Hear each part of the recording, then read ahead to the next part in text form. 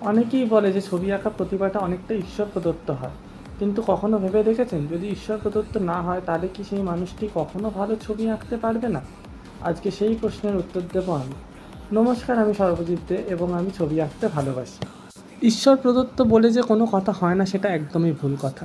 আবার পুরোটাই ঈশ্বর প্রদত্ত হয় সেটাও ভুল কথা। আমি ঈশ্বরে বিশ্বাস করি এবং আমি এটা বিশ্বাস করি যে ঈশ্বর সবাইকে সমানভাবে এই পৃথিবীতে পাঠিয়েছেন। সবার মধ্যে সমান ক্ষমতা থাকে।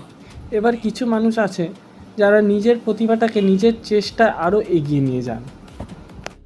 আপনি যদি নিজের থেকে চেষ্টা না করেন তাহলে কোনো দিনও ঈশ্বর এসে আপনার কাজটি সম্পূর্ণ করে দিয়ে যাবে না।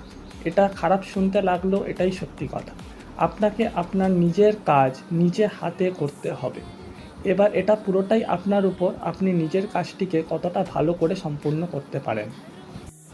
আজকে আমি একটা খালি ক্যানভাস নিয়েছি। ক্যানভাসটিকে আমি নিজে স্ট্রেচ করেছি।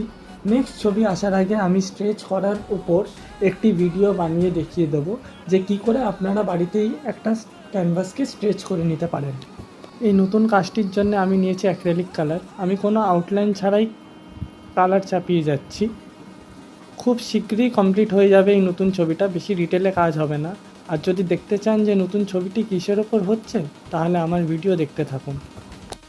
আমি আবার কালকে আসবো নতুন একটি ভিডিও নিয়ে, নতুন একটি প্রশ্নের উত্তর খুঁজতে। ততক্ষণের জন্য হর হর মহাদেব।